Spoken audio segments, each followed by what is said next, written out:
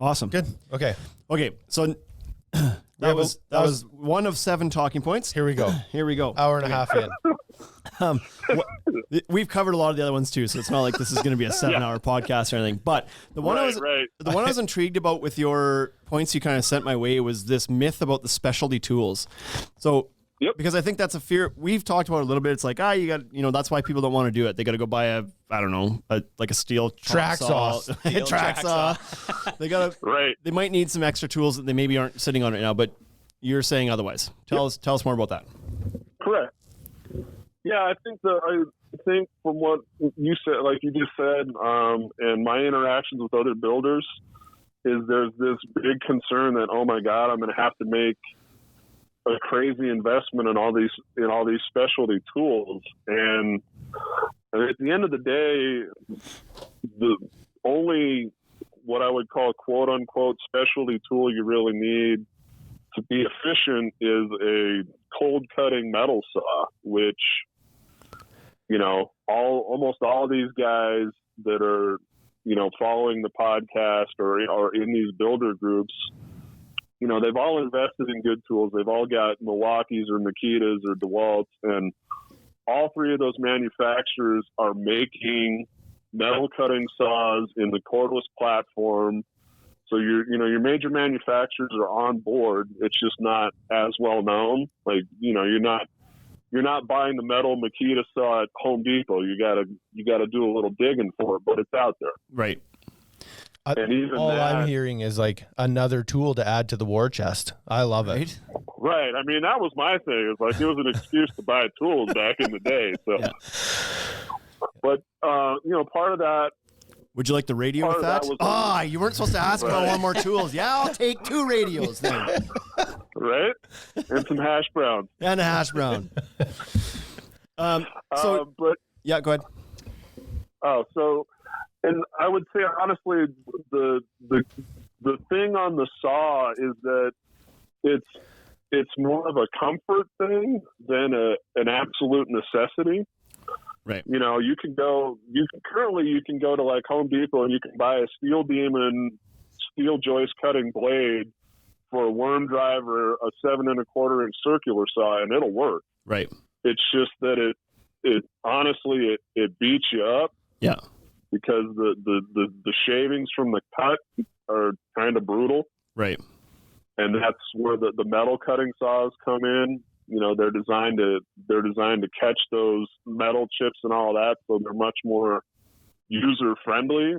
And then in terms of actually having to have one to do the job, you don't have to have one. So that'd be nice for a variety of reasons, I guess, right? One, they're not going to get stuck in your arm as you're cutting things, whatever. It's not going to get into the motor of the saw. Like, it's designed to kind of capture that. It's not going to get into the customer's lawn or embed little pieces of filings into the composite cap of the decking, whatever. So it's like worth the investment in doing that, right? And getting that saw. So what would you say then? A metal chop saw and what? A grinder? Is that what we're talking? That's pretty much it, yeah. And maybe a welder. Should you get a MIG welder too? It depends on what you want to do. Yep, sounds like it. Honestly, put it in the trailer. One of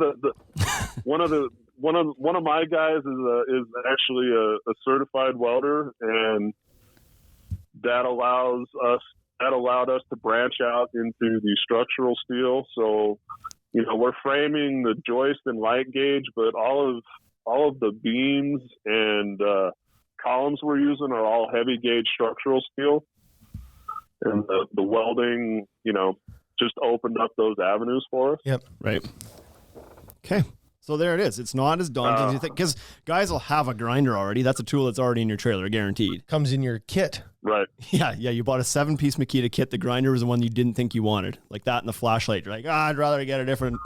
Yeah. But you got one. Anyways. Right. So maybe a metal chop saw if you're planning on doing a bunch of these. If you do one, grab a blade for your skill saw. The thing with that, though, is you want to make sure it's if you're looking at the chop saw style, it needs to be a cold cutting chop saw. Okay, right. I learned that the hard way. One of the projects we did, I just had, I had the old abrasive blade chop saw in the shop and was like, well, let's use this thing. And it just massacres that light gauge, and you end up with all these, it takes longer to cut than it should, and you end up with crazy flares on the steel that make it not want to sit down in the track, right? Like it's all furred like crazy. Yeah. Yeah, we spent a lot of time cleaning up the cuts using an actual abrasive chop saw. So right. If you steer away from that and you use the cold cutting metal saw, you get super clean cuts and you're good to go. And so the only trick on that is the RPMs are a little bit slower, right? Like I have a chop saw that I used when I was doing interior finishing, and I used it to cut the ballasters, the aluminum spindles or metal spindles, and it just turns slower. It's not super tricky. It looks like a normal chop saw. Yep. There's just an RPM difference. That's the big difference. Yep. Nothing to it. So yeah, I mean, as far as install goes for the steel, you're basically looking at a metal saw, a grinder, and a impact driver or a drill with a 5/16 inch nut driver. And you can pretty much build the whole deck with those three tools. Good. Well, that's awesome. That's good to dispel that myth a little bit, because like I said, two of those tools the guys have already for sure. They just might need that chop saw. Yep.